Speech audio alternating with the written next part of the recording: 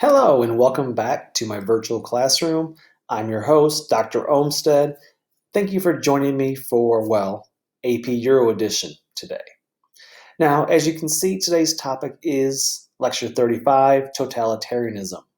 Specifically, the totalitarianism that arose during the 1920s and 1930s in Europe.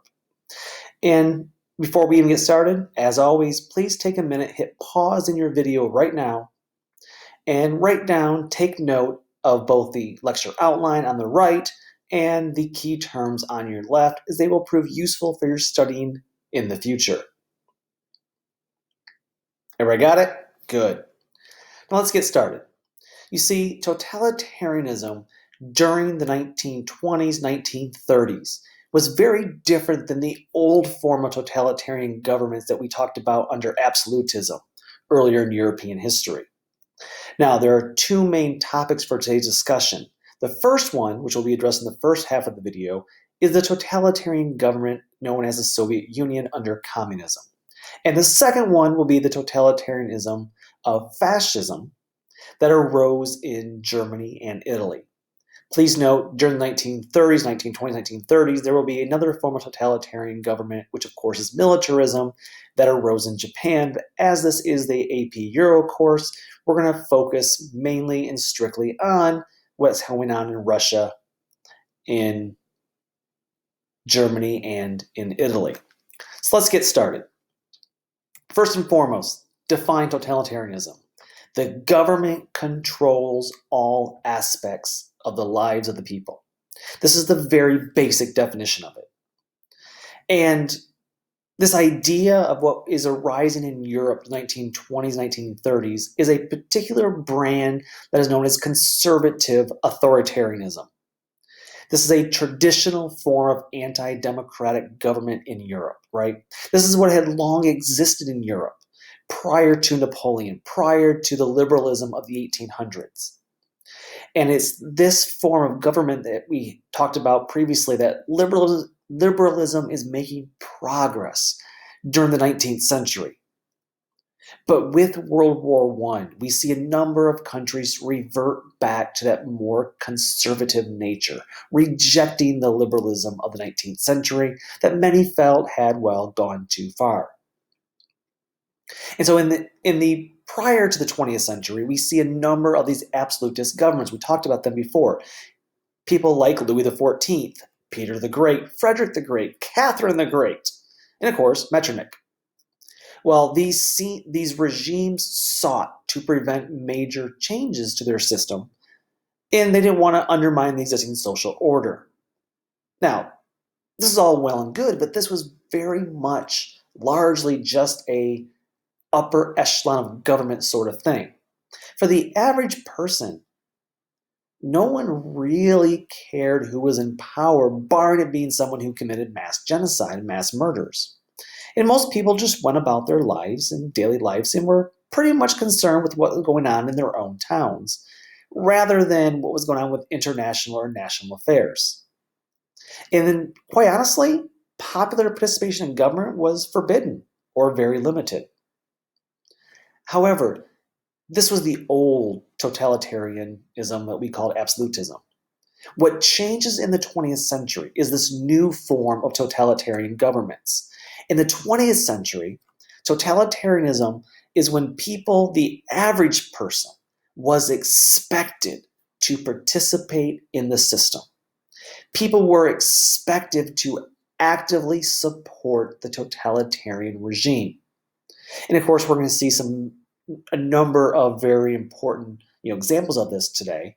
First and foremost, of course, Stalin's 5-year plan to industrialize Soviet Union. And of course, later on, we'll talk about Hitler in Germany. So totalitarianism. One of the reasons that this is possible, one of the reasons how and why the average person is now expected and can participate in this new totalitarian government is thanks to new technologies. Radio, get the message out. Automobile for communication, transportation across the country, and of course the telephone to provide instant communication. This also provided new opportunities for governments to spy on various possible dissidents or just the average citizen, wiretapping someone's phone to spy on supposed, dissenters, opponents, or maybe just to make sure someone's not ordering pineapple on their pizza. This also, of course, this improves communication across the country, so effective totalitarian leaders are able to communicate their will across vast stretches of land and to local officials. And of course, automobiles, trucks, increase mobility. And of course, we cannot forget what are the tools of a totalitarian government. And of course, some of these main tools include things like censorship. Always important. Control the message, control the press.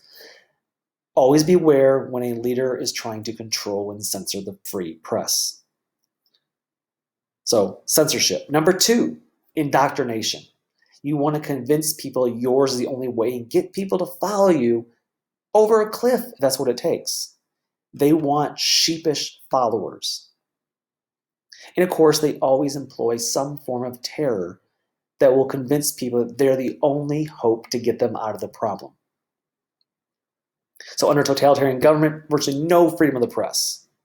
It becomes merely an appendage or an organ of the government. Education is geared not to educate for, liberalist ideas or free thinking, but for the utilitarian purpose of how do you benefit this government, this nation, this government.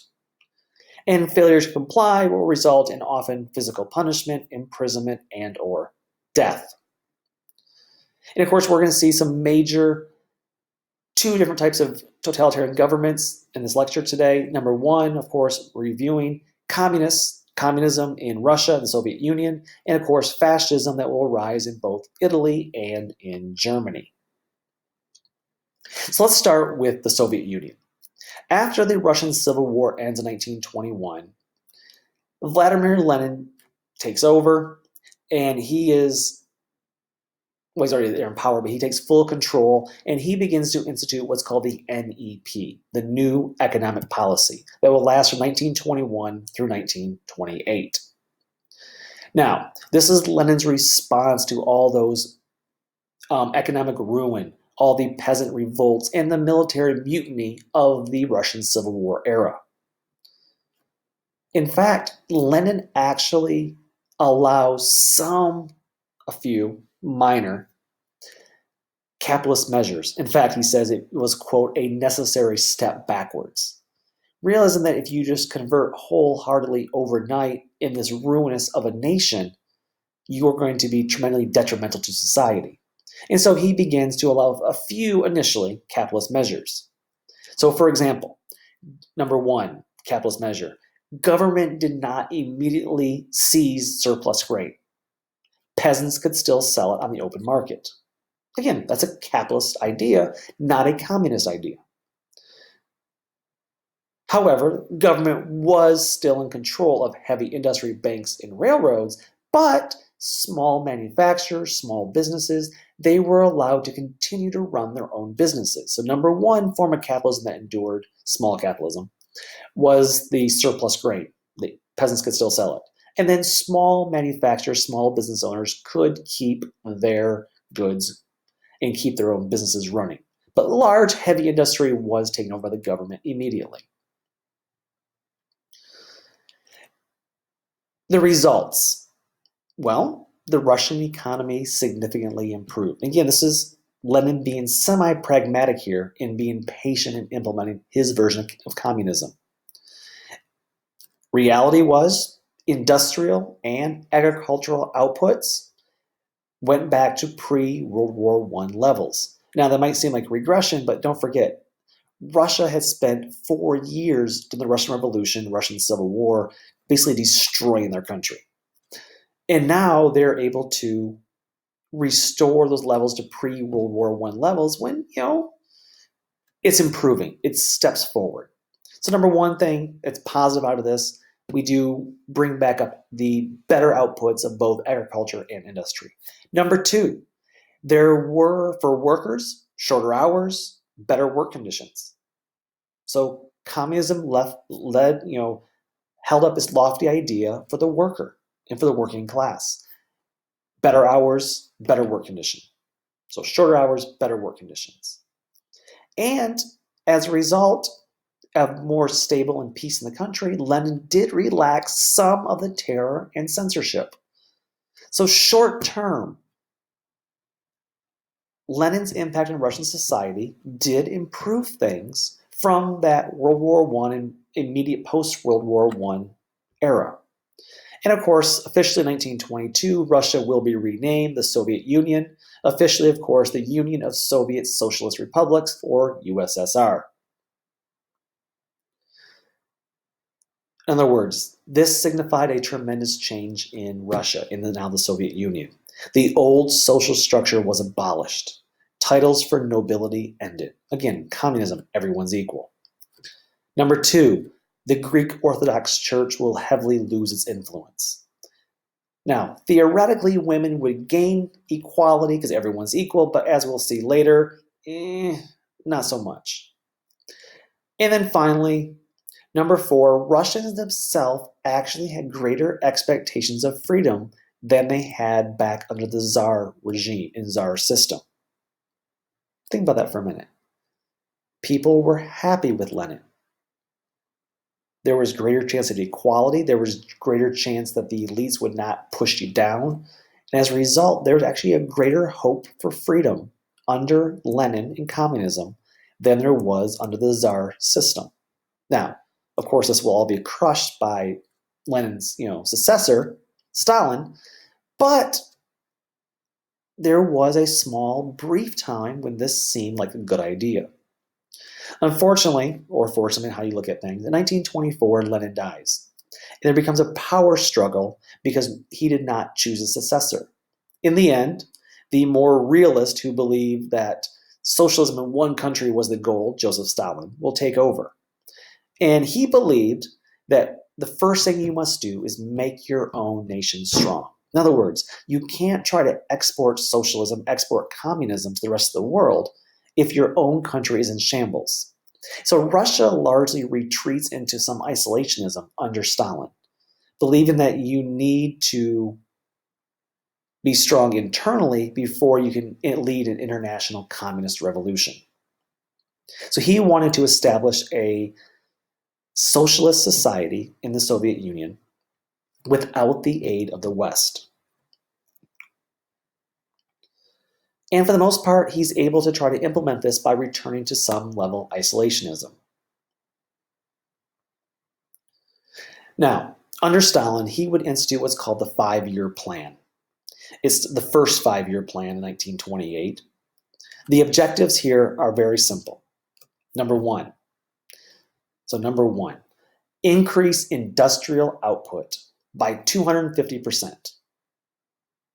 Now, what this way he figured this was industrial output by 250%, steel by 300%, and agriculture by 150%. In other words, we're going to put people to work and we're going to make things.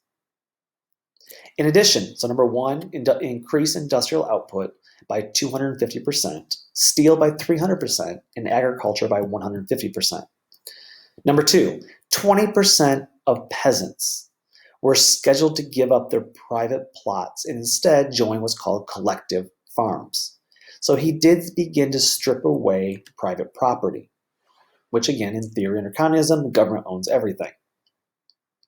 What he believed, what this was called, was revolution from above. This idea was that if you start at the bottom and tried local to change things and let it rise to the top, which remember, that is the idea of what communism under Marx was supposed to be. The workers rebelled, the workers galvanized together and overthrew the government. This was a very different vision. Under Stalin, this is what is called revolution from above. And therefore, as he argues, he says, quote, we are 50 or 100 years behind the advanced countries, speaking of the Western countries. We must make good this distance, this gap, in just 10 years. Either we do it or we go under, unquote. So the results of this revolution from above, well, steel went up 400%, which is better than he wanted. USSR now was the second largest steel producer in Europe. Oil went up 300%. In addition, there was massive urbanization as 25 million Russians moved into cities and urban centers. So yay, good, life is great. Not so much. Because the quality of goods was still substandard. So they were making lots of crap, but it was pretty crappy crap. Think of the Gilded Age, it looked good on the outside, but this was pretty crappy crap. Like I said, they were trying to catch up to the rest of the world. And unfortunately, because of this, the standard of living does not rise in Russia, in the Soviet Union. And so, this really did not work out. So while, yes, they were producing more things, they were making, lots of, producing oil and steel, the life of the average average Russian was not actually improving. In addition, this collectivization idea was the greatest of all the costs of the 5-year plan. Because the purpose of this collectivization by taking private landholders and making people work on collective farms was designed to bring the peasants under the absolute control of the government. So while theoretically it was, hey, this is communism, we all work together, there was an ulterior motive, was to bring the peasants. Remember, the peasants had been a large part of the Russian Civil War, the peasant revolt. And so this idea of collectivization of land and farming was meant to bring them under the absolute control of the government. Always nefarious underlying ideas. And so theoretically, the idea was build more machines, use those machines on the farm to free up farmers that were no longer needed to work on the farms to go into the factories and work. And we would never have overproduction because, well, the government controls the overproduction. So in other words, by doing so, he's able to extend socialism to the countryside. It's not just in the urban centers, but it's across the entire nation. Farmers would be paid according to the amount of work they did. And of course, a portion was taken by the government to ensure, well, the government met its needs. And so collective farmers, unfortunately, under the system then, had to actually meet their grain quota before feeding themselves, which means you have a couple of bad harvest years. That quota that the government is taking is not going to diminish or go down. They're probably going to increase every year.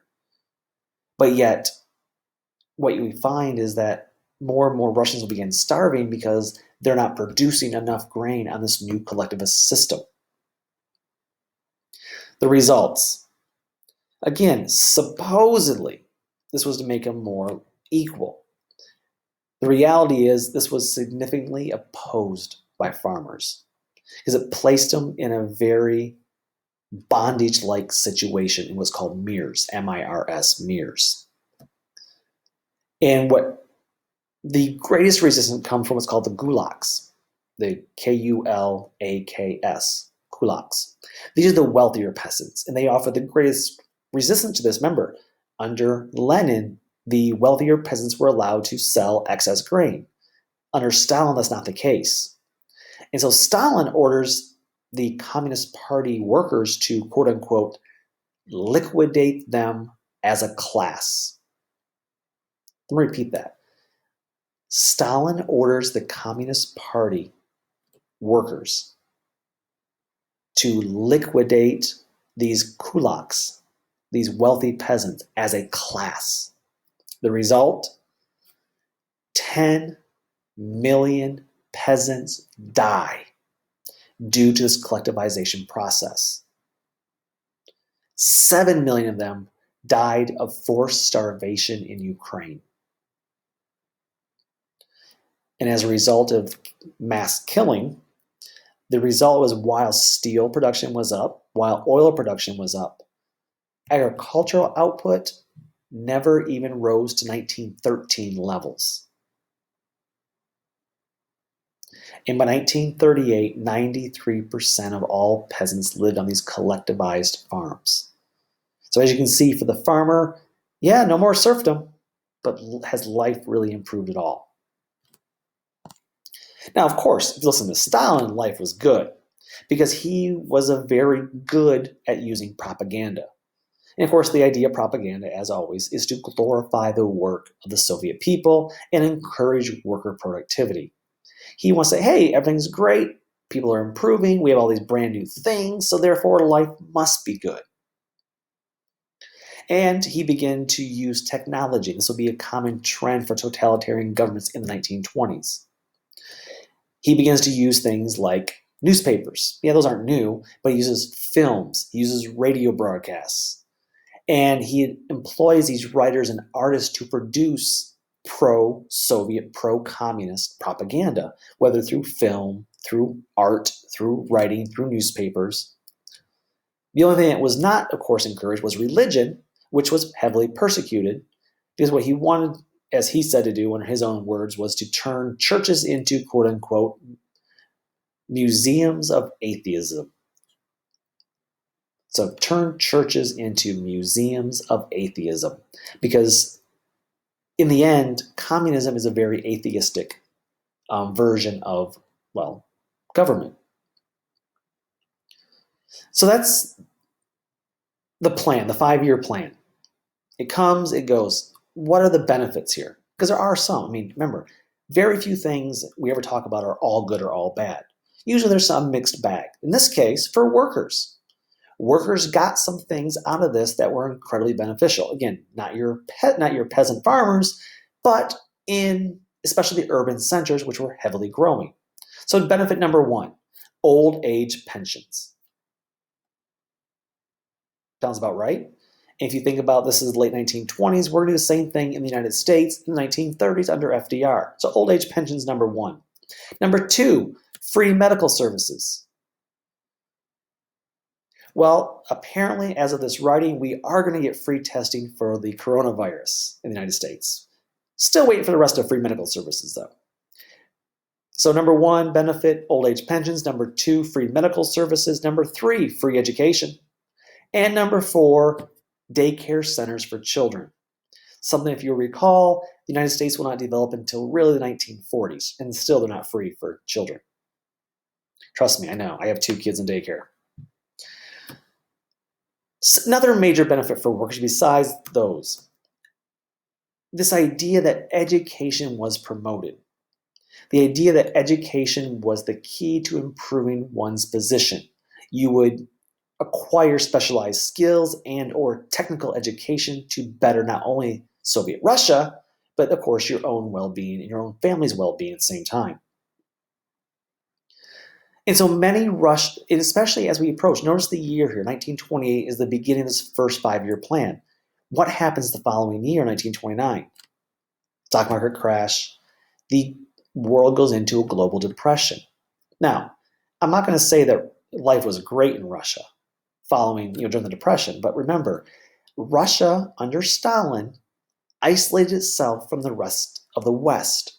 And therefore, they don't experience the depression in the same way that the United States, the way France, the way Britain does, the way Germany does, because they've already isolated themselves from this global marketplace, from the West.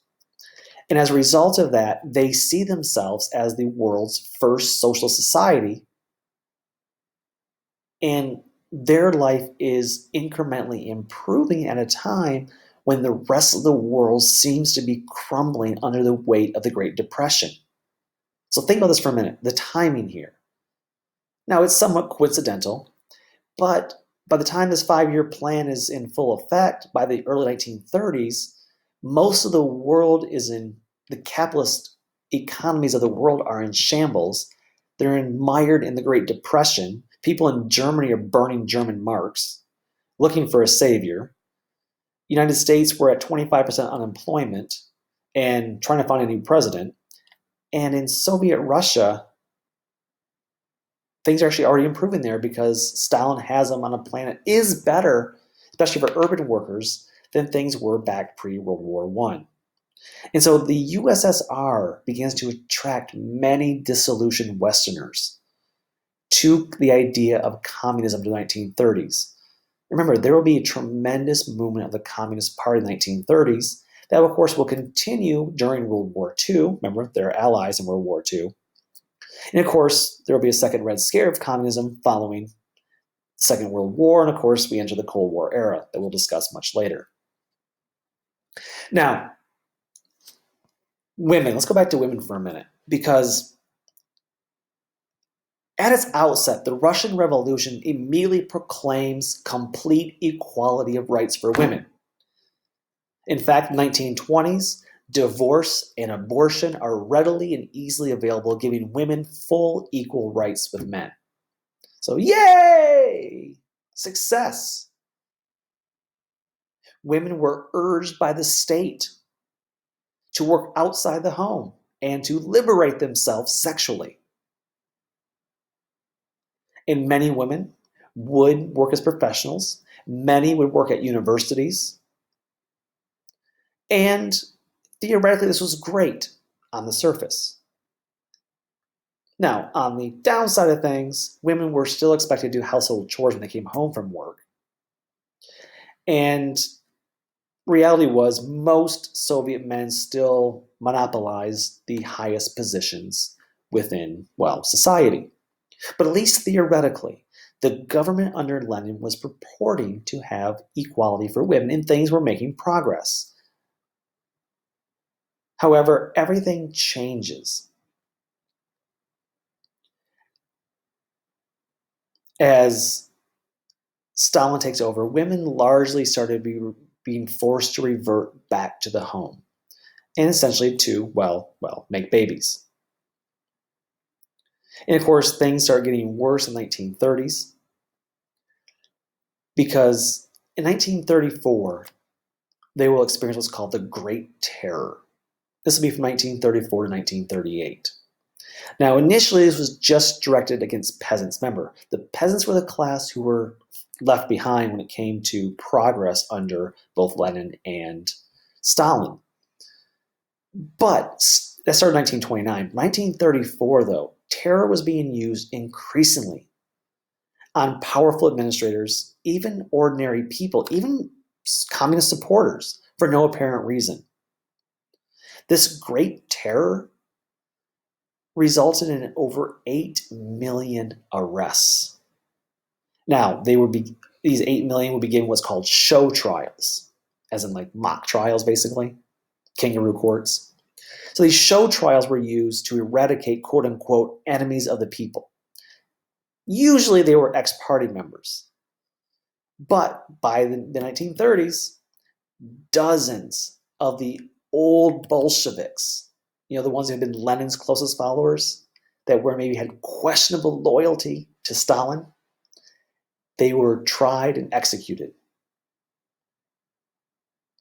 In addition to old Bolsheviks, nearly 40,000 army officers were purged, expelled, or liquidated. Which, if you think about this time now, this is 1934, 1938, which means you just murdered, pushed out 40,000 trained soldiers. And of course, 1939, World War II starts, and we have a very weakened Soviet Union as Hitler begins his march.